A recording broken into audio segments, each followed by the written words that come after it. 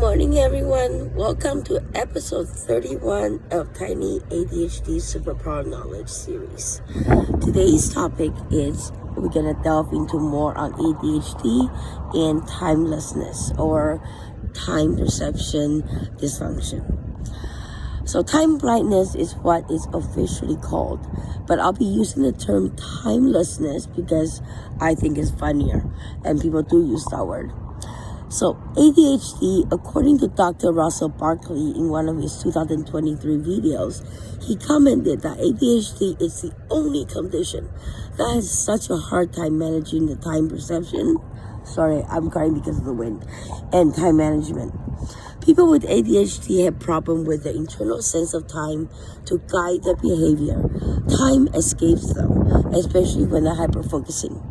Yet time and time management are an increasingly important aspect of everybody's lives, especially when adult ADHD and their skills are put to use.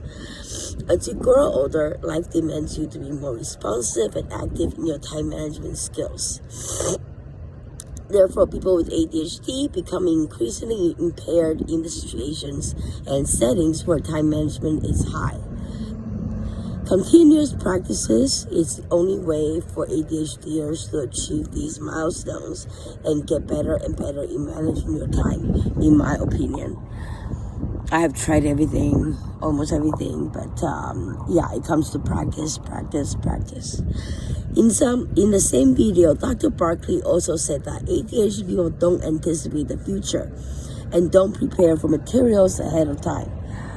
For the events that they have respond and prepare for. I disagree with that sentence because time management is in the future. You're planning for time and get on time. That's already in the future.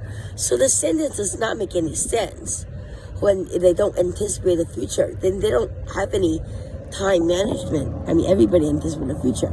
So I understand what Dr. Barkley said, but I disagree in the wording maybe that was said in his video.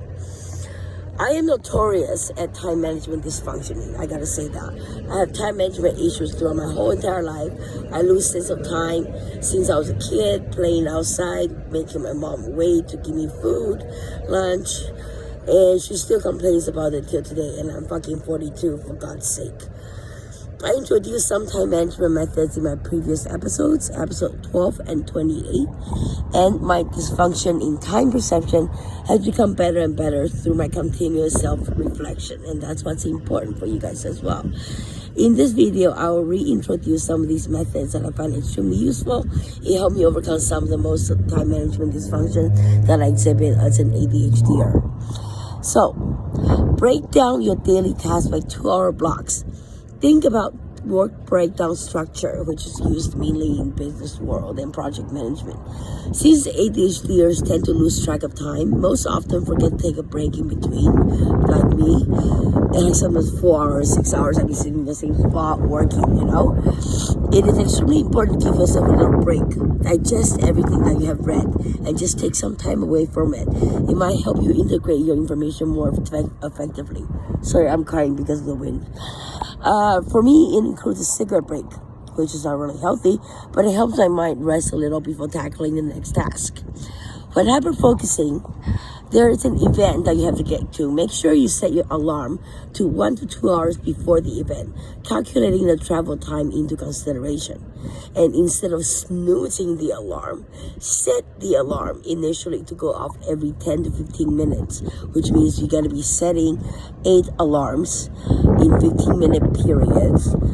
And that is a reminder of how much more time you should start getting ready and put your open tabs aside until after the event. By setting the alarm as opposed to snoozing the alarm, you are actively looking at the time that you need to get to the event on time and not just snoozing it again and again and following or make the phone beep, and that is not really actively managing the sense of time. The thought processes are different, in my opinion, if I say this correctly. Setting a time interval, it's active, and snoozing it, it's passive. Hope you guys understand what I mean. Hyper-focusing has a positive correlation with time blindness or timelessness.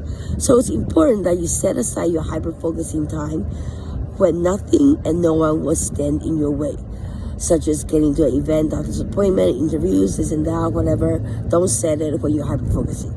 The way when you're hyper-focused, there are no distractions that will negatively impact when you use your hyper-focused superpower skill to the max.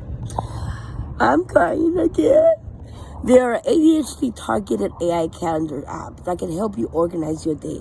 Max, the use of these tools will improve your time management skills. Practice, as again I stress, to the point that you don't have to think about being late to your appointment anymore. And it becomes automatic. Isn't that great? So the issues I have not resolved using time management skills a lot. I'm still working on it. And I gotta watch more of Dr. Russell Barkley and Dr. Hollowell's videos. So, like Dr. Barkley said, I'm gonna finish this video off. Time management can lead to occupational and social success. And that is extremely important as an adult ADHDer.